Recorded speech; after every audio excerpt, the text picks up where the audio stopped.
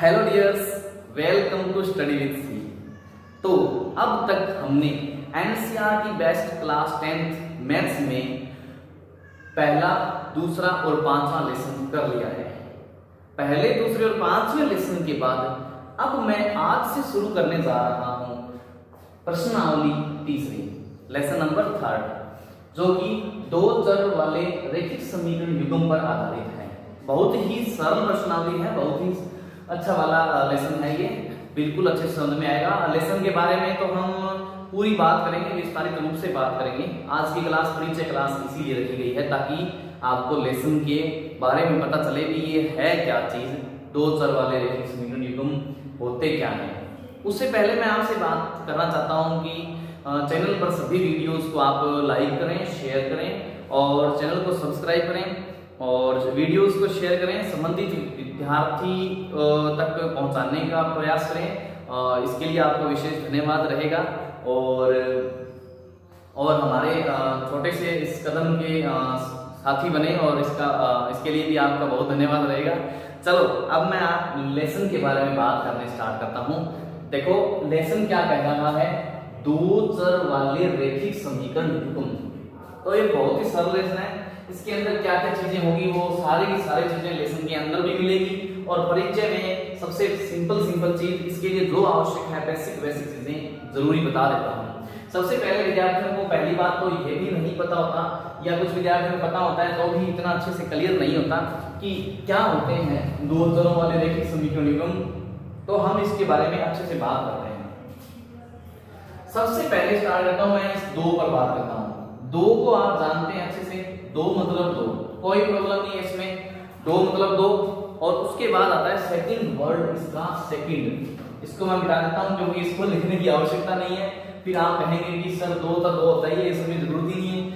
तो अपन क्या करते हैं, चर से बात स्टार्ट करते हैं। चर मतलब चर करने वाला नहीं, चर मतलब चलते चलते कहीं चला जाता है जो।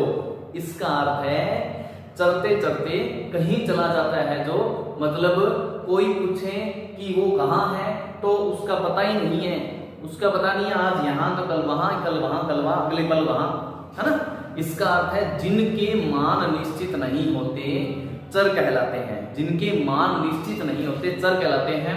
प्रत्येक स्थिति में बदलते रहेंगे, मान बदलते रहे तो वो चर कहलाते हैं। चर का अर्थ है जिनके मान निश्चित नहीं हो, चर कहलाते हैं। सामान्य भाषा में मैं बोला करता हूं कि चलते चलते कहीं चले जाते हैं। जैसे हमारे पशु होते हैं, है ना, भैंस गाय जो भी पशु होते हैं, भैंस गाय, मान लेते हैं हमारे गाय है, गाय खुली फिरती रहती है या गाय खूंटे में बांधी हुई है और खुली फिर रही है तो या खूंटे बांधी हुई, किसी भी हाल में गाय एक जगह नहीं रुक सकती किसी भी हालत में। बिल्कुल उसको कह दें कि जैसे हमने चेयर रखी, कुर्सी रख दी, जैसे कुर्सी रखी एक जगह पे, अगर कोई हिलाएगा नहीं उसको, दूसरा व्यक्ति आकर उसको कोई हिलाएगा नहीं कि ये चेयर यहाँ पे क्यों पड़ी है, भाई इसको हिला देते हैं, तब तक वो कुर्सी क्या करेगी, वहीं पड़ी रहेगी, मतलब एक निश्चित जगह पर पड़ी रहेगी जैसे पड़ी थी। लेकिन गाय है या भैंस है, वो मैंने बताया चलते चलते कहीं चले जाते हैं, तो वो चलते चलते कहीं चले जाते हैं। इसका अर्थ है उनका मान निश्चित नहीं होता, एक जगह कभी नहीं खड़ी रह सकती। कोई आए हिलाए तब की बात नहीं है, वो अपनी मर्जी से भी हिल सकती है। इसका अर्थ है कि ये जो चर होते हैं इनका मान फिक्स नहीं होता, अपनी मर्जी से भी हिल सकते हैं। ठीक है, तो बात करते हैं जिनके मान निश्चित नहीं हो वो चर कहलाते हैं। इसलिए मैंने एक छोटा सा उदाहरण लिया गाय भैंस का, तो आप इस चीज को इस तरीके से लें ताकि ये आपके समझ में आए। सर ये चर वाली बात हो गई, जिनके मान निश्चित नहीं होते ये तो चर होते हैं। क्या एक कोई और चीज ऐसी भी हो सकती है क्या जिनके मान निश्चित हो? जी हाँ, जिनके मान निश्चित हो वो अचर होते हैं। अचर मतलब चलते नहीं है, मतलब एक जगह टिके रहते हैं, एक जगह टिके रहते हैं, एक ही जगह रुक जाते हैं और उसका मान बदलता नहीं है, मतलब मान निश्चित हो, मान निश्चित हो, निश्चित हो। तो मान निश्चित हो गया। जैसे संख्यात्मक मान होता है ना, संख्यात्मक मान, कोई भी संख्यात्मक मान, या तो वैसे उसके लिए बोल दिया कि ये तो अचर ही है, तो वही अलग बात है। संख्यात्मक मान सारे अचर होते हैं, अचर होते हैं। कैसे?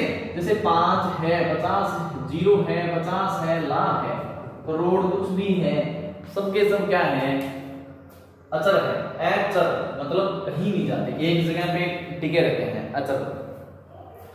चर को अंग्रेजी में वेरिएबल बोलते हैं, वेरिएबल, और अचर को कांस्टेंट बोलते हैं। इंग्लिश वाले विद्यार्थियों को थोड़ा फायदा हो इससे। और वेरिएबल मींस दैट जिनकी वैल्यूज फिक्स्ड नहीं होती, एकदम फिक्स एक जगह पे नहीं रहते, अलग अलग वैल्यूज हो सकती है। जैसे अपन मानते हैं ना x और y, मान लिया x और मान लिया y, मान लिया, इसका अर्थ है वो कभी भी कुछ भी बदल सकता है उसके अंदर। और कांस्टेंट होते हैं जो एकदम फिक्स्ड वैल्यू वाले होते हैं, जैसे 5 है, कोई भी 5, 0 एंड 10 लाख, जो भी कुछ आगे करोड़ आते जाए, कुछ भी आते जाए, वो क्या होते हैं, कांस्टेंट होते हैं। अब चर और अचर से, चर और अचर से मिलकर बनते हैं पद, चर और अचर से मिलते हैं पद, ठीक है। पद मतलब जैसे अब मान लेते हैं चर था यहाँ पर x और अचर है यहाँ पर 5x, 5 दोनों मिलके बना लिया, एक जब तक है इस तरीके से एक साथ में बैठे दोनों, ये क्या होता है, पद, एक घर में बैठे हैं। वहीं अगर ऐसा हो जाए 5 है सिर्फ अकेला बड़ा है, तो इसको भी पद बोल सकते हैं, क्योंकि इसके साथ चर है नहीं है। कभी कभी यूं होता है कि इसके साथ चर नहीं है तो इसको पद बोल सकते हैं। अब इसके साथ अचर नहीं है तो इसको भी पद बोल सकते हैं, कोई चिंता वाली विशेष बात ही नहीं है। अब क्या होता है कि जैसे ये x है जिसके साथ अचर नहीं है, और जैसे ये 5 है जिसके साथ चर नहीं है, ये भी पद गिने जाएंगे। अब क्या होता है कि जैसे पद, ऐसे ऐसे पद मिल जाए कुछ, उनको बोलते हैं बहुपद, अंग्रेजी में बोलते हैं पोलिनोमियल। बहुपद बोलते हैं, पोलिनोमियल्स होते हैं। जैसे भाई ये इसके साथ मिल जाए 5x + 5 हो जाए, या ये x + 5 भी हो जाए तो भी, या क्या ये पद है क्या 5x + x, नहीं ये तो पद नहीं है, ये बहुपद नहीं है, ये एक ही पद है, लेकिन 5 और 1 6x हो जाएगा, सिर्फ एक ही पद है। इस तरीके से जो एक जैसे हो वो तो जुड़ जाया करते हैं ना भाई, ये अलग थोड़ी बोल सकते हैं। किसी के पास 100 का नोट है और ये 100 का नोट अलग हो पड़ा है, तो आप इसको अलग नहीं बोल सकते, ये दूसरा ही है, कोई दो नहीं बोल सकते। 100 का नोट 100 के नोट ही है, इसको नोट और नोट नहीं बोल सकते, 100 के नोट बोल देते हैं सीधा सीधा। वैसे ही ये जोड़ के इस तरीके से 6x बन जाता है, 5x और 6x बन गया। अब ये जो थे ये तो हमारे हैं क्या, बहुपद, पोलिनोमियल्स इंग्लिश में बोलते हैं। अब बात आती है बहुपद तो हो गया सर, बहुपद के बाद यहाँ पर इस लेसन से संबंधित क्या बात होगी, क्योंकि सबसे पहले चर से तो बात करनी सर आपने, दो चर वाली बात हो गई, चर की बात अब तक कंप्लीट समझ में आई, लेकिन इसके बाद ये आपने अचर पद और बहुपद वाली बात समझाई, ये समझ में थोड़ी अलग ही नहीं आई, नहीं लगता ऐसे अलग ही है, यहाँ से संबंधित नहीं लगती। लेकिन मैं बताना चाहता हूँ कि देखो ये सारी चीजें इस लेसन से संबंधित है, बिल्कुल एकदम, देखो एकदम रिलेटेड है बिल्कुल। तो सबसे पहले बात करता हूं मैं, इसके बाद चर की बात होगी, इससे बात पहले मैं इसके बाद बात करता हूं समीकरण की। इन सबसे पहले समीकरण की बात करता हूं। देखो समीकरण में क्या है, समीकरण इंग्लिश में बोलते हैं इक्वेशन बोलते हैं, इक्वेशन हो जाती है, समीकरण हो जाती है, ठीक है। समीकरण क्या होती है, अब जो बहुपद है ना इसका काम मैंने, है ना, इसलिए मैंने पहले ही बहुपद करवा दिया। समीकरण है, इक्वेशन जो है वो जो पॉलिनोमियल्स है इसका काम में लेंगे। अगर कोई भी पॉलिनोमियल है, अब पॉलिनोमियल में मैंने x ही लिया सिर्फ, यहाँ पे दुनिया जहान के पॉलिनोमियल्स हो सकते हैं। अपन x की घात 15 कर दें, ये भी एक पद है, लेकिन इसके अंदर अगर 5 जोड़ दें ये बहुपद हो गया। इसके अंदर t की घात 10 कर दें तो ये भी बहुपद हो गया। और देख लें x की घात 100 है, प्लस इसमें गुणा कर दें 100 का या 5 का, कुछ भी गुणा कर दें, और y की घात 1000 कर दें, 1000 गुणा इसमें 5 का गुणा कर दें आगे सामने, और बटा के 3 लगा दें। इस तरीके से जो बनते हैं ये सारे के सारे क्या बन जाते हैं, बहुपद ही बन जाते हैं, है ना, बहुपद बन गए। और इस तरीके से जो भी कुछ भी जोड़ते जाए, चर बने और अचर हो, और उनके साथ जो भी संक्रिया होती जाए, प्लस हो माइनस हो, यहाँ पर प्लस हो माइनस हो, जोड़ गुणा घटाओ भाग कुछ भी हो सकता है, सबके सब क्या होते हैं, हमारे पॉलिनोमियल्स होते हैं।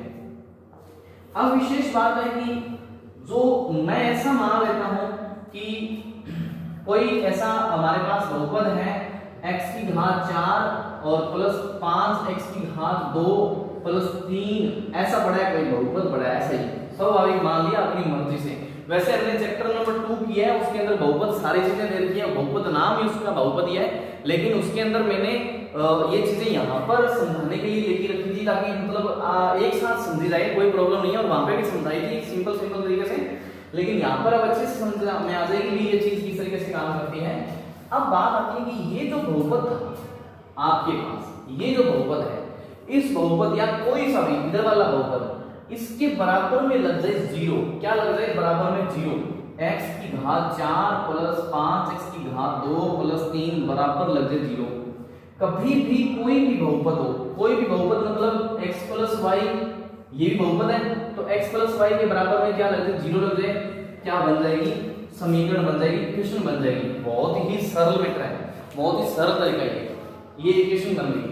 अब हमने देखा है कि एक घात, दो घात और तीन घात की समीकरण देखिए, एक घात, दो घात, तीन घात का बहुपद देखें, तो देखो अधिकतम घात की बात करते हैं, इसकी अधिकतम घात 15, तो अधिकतम घात जो 15 है वो जिस घात का बहुपद है, तो 15 घात का बहुपद हो गया, ये पावर होती है, इंग्लिश में पावर बोलते हैं, 15 पावर का, 15 पावर का हो गया ये।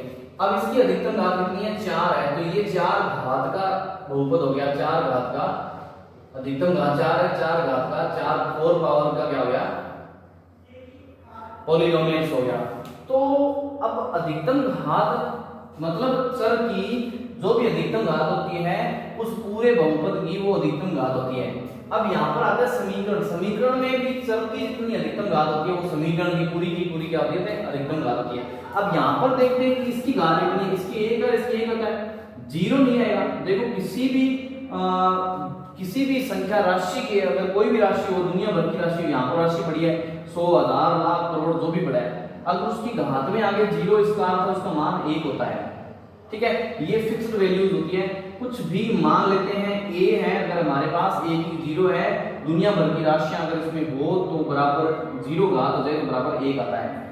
अब ये वाले तो ठीक है, लेकिन ऐसे ही यहाँ पे अगर कोई विद्यार्थी बोल दे कि सर कुछ नहीं रहा है, इसका अर्थ जीरो है, ना भी ना, जीरो नहीं है, यहाँ पर कुछ नहीं लगाया, इसका अर्थ 1 है, कि जो जिसके साथ कोई नहीं होता, कोई बच्चा बोल दे कि सर इसके साथ कोई नहीं है, तो इसके साथ कौन होता है? भगवान होता है। भगवान कितने हैं? एक भगवान है, एक भगवान उसके सर पे खड़े हैं, एक भगवान उसके साथ मित्र बन के खड़े हैं, एक भगवान पृथ्वी के रूप में उसके आधार पर उसको मजबूत बनाने के लिए खड़े रहते हैं। तो किसी भी राशि के घात में अगर कुछ नहीं है, गुणा में कुछ नहीं है और भाग में कुछ नहीं है ना, जैसे कोई राशि x है, इसकी कुछ नहीं है घात में, गुणा में, बटा में, भाग में, है ना, पावर में कुछ नहीं है, मल्टीप्लाई में कुछ नहीं है और डिवाइड में कुछ नहीं है, इसका अर्थ उसके साथ 1 हमेशा रहता है, 1, और 1 कितनी बार भी मल्टीप्लाई हो सकता है, कितनी बार, इससे फर्क नहीं पड़ता। अब ये है एक घात की समीकरण जिसमें कोई घात ही नहीं है, लिखी नहीं हुई, लेकिन एक घात की समीकरण गिनी जाती है। अब करते हैं आगे। अब ये हुई समीकरण, तो अब जो है बात होगी समीकरण की कंप्लीट। समीकरण मतलब कोई भी बहुपद होगा ना, दुनिया भर का कोई भी बहुपद, उसके अगर बराबर 0 लग जाए, इसके बराबर 0 लग जाए, यहाँ पर इसके बराबर 0 लग जाए, इसके किसी के भी बराबर 0 लग जाए, कोई भी प्रकार का बहुपद हो, ये बहुपद है, इसके बराबर 0 लग जाए, तो क्या बन जाएगी? समीकरण बन जाएगी। ध्यान से समझना, देखो एक चीज इंपॉर्टेंट है, एक चीज समझोगे सही तरीके से, बाद में आपके काम आएगी सारी चीजें। अब समीकरण कंप्लीट होगी, जैसे समीकरण कंप्लीट होती है, बात आती है आगे रेखिक की। रेखिक समीकरण क्या होती है भाई?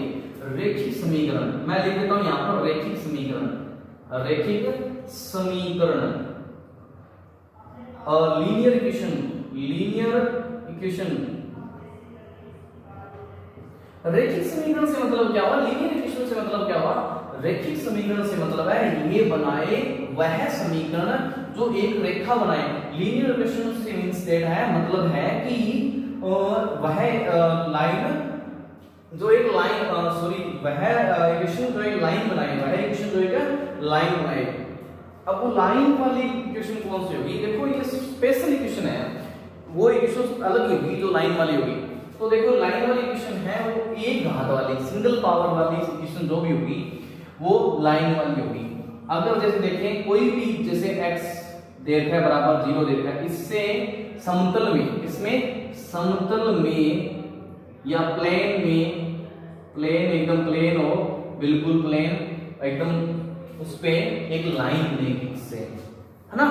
ये अपन लाइन करेंगे, इसके अंदर ग्राफ वाला सिस्टम में सारा कुछ उसमें होगा, ज्यामिति के अंदर बात करेंगे इसके बारे में। तो ये जो इससे लाइन बनेगी, ये क्या हो गया, एक घात की बहुपद है, ये घात का है समीकरण है, सॉरी ये घात की समीकरण है, इसकी घात 1 है। यहाँ पर x ऐसा भी आ जाए x प्लस वाई बराबर 0 आ जाए, या 2 आ जाए, या 5 50 कुछ भी आ जाए, इसकी एक घात मतलब क्या हो गया, एक घात की समीकरण है। क्या हो जाएगा इसमें, ये भी रेखीय समीकरण हो जाएगी। इससे भी क्या बनेगी, एक लीनियर इक्वेशन है, ये भी इससे भी क्या है, एक लाइन बनेगी, एक रेखा बनेगी। कब, जब समीकरण में एक घात है। अब यहाँ पर 1 2 3 ऐसे चर कितने भी हो सकते हैं, लेकिन कुछ भी 2 5 7 कुछ भी बराबर हो ना हो, 0 भी हो सकता है, तो उससे बनती है एक रेखा। चलो बात करते हैं। अब ये तो बात समझ में आई कि इससे तो रेखा बनती है, लेकिन जब इससे रेखा बनती है तो आगे क्या करें सर, रेखा तो इससे बन गई, इसका क्या कहना का अर्थ है, आगे क्या अर्थ है कि जैसे रेखिक समीकरण बन गई, तो रेखिक समीकरण तो एक हाथ से इससे रेखिक समीकरण बन गई, ये तो बात कंप्लीट हुई। अब यहाँ पे आती है युग्म। युग्म मतलब दो की जोड़े में समीकरण।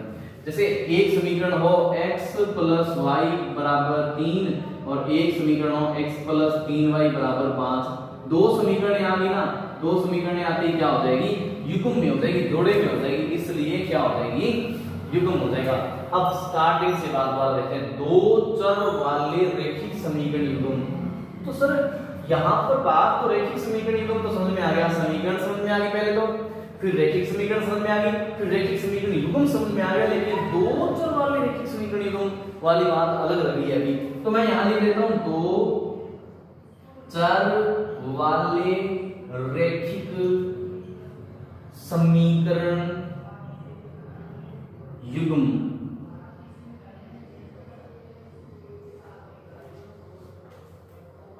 तो ये जिसमें दो वेरिएबल हो वो linear equation of two variables, linear equation of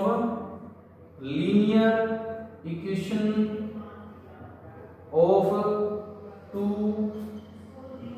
variables, जिसमें दो चर हो, दो चर से अर्थ दो चलने वाले हो, दो चलने वाले ऐसी वैल्यूज, ऐसे मान, ऐसी राशियां जो दो हो लेकिन निश्चित नहीं हो। जैसे मैंने बताया x और y, अब यहाँ पे मैंने x और y दो ही लिए चर, चर दो हो जाए तो दोनों राशियां क्या हो जाएगी, एकदम अनिश्चित है, निश्चित मान नहीं है, इसलिए दो चर हैं, दो चर हैं तो वो दो वेरिएबल हो जाएंगे इस तरीके से। और दो चर वाली राशि जो एक घात की हो वो होती है दो चर वाले रेखिक समीकरण युग्म। अब ये तो बात हुई दो चर वाले रेखिक समीकरण युग्म के बारे में, ये सारा का सारा इस लेसन के नाम पर ही मैटर चल रहा था।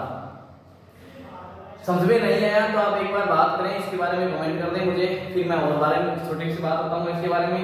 लेकिन अब इनको हल करने का तरीका कुछ इस तरीके से होता है कि इसको सबसे पहले ग्राफीय विधि से हल करते हैं और फिर बीजगणितीय विधि से हल करते हैं।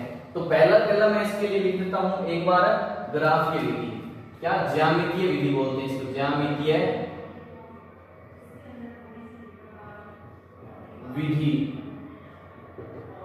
ज्यामितीय विधि में क्या करेंगे, इसके बनेगी ग्राफ, ज्यामिति बनेगी, एक आकृति बनेगी, इस तरीके से ग्राफ बनते हैं। ये x अक्ष होता है, समतल में बनाते हैं, ग्राफ आता है, आपको पता है इसके बारे में। ये y अक्ष होता है, इस पर हम मान निकालते हैं, 1 2 3 4 5 6 इस तरीके से लिखे होते हैं 1 2 3 4 5 6, और कोई प्रॉब्लम नहीं है। इस तरीके से हम ज्यामितीय विधि से ग्राफ निकालते हैं और दो समीकरण देके उनके हल निकालते हैं। दूसरा है बीजगणितीय हल, बीजगणितीय हल, बीजगणितीय विधि। तो देखो ज्यामितीय मतलब ग्राफिकल मेथड, बीजगणितीय मतलब अलजेब्रिकल मेथड। तो जैसे दोनों मेथड आ जाएंगे, अलजेब्रिकल मेथड में क्या हो जाएगा, देखो बीजगणितीय में पहले हम करते हैं इसमें सबसे पहले प्रतिस्थापन विधि, प्रतिस्थापन विधि सब्स्टिट्यूशन मेथड होता है, इसको सब्स्टिट्यूशन मेथड बोलते हैं। और सेकंड के अंदर हम इसका करते हैं विलोपन विधि, विलोपन विधि, विलोपन विधि। विलोपन विधि मतलब एलिमिनेशन मेथड होता है, एलिमिनेशन मेथड। थर्ड के अंदर हम करते हैं इसके अंदर वज्र गुणन विधि, वज्र गुणन विधि, वज्र गुणन विधि। वज्र गुणन विधि के अंदर हम करते हैं क्रॉस मल्टीप्लिकेशन। तो क्रॉस मल्टीप्लिकेशन इस प्रकार से हम अलग अलग तरीके से हल निकालते हैं। ये सब काम हम लेसन्स के अंदर करेंगे, चैप्टर के अंदर करेंगे। लेकिन अब आगे ग्राफ की विधि सब, लेकिन मेनली इसकी बात हो चुकी है जो क्या कहना चाहता है लेसन।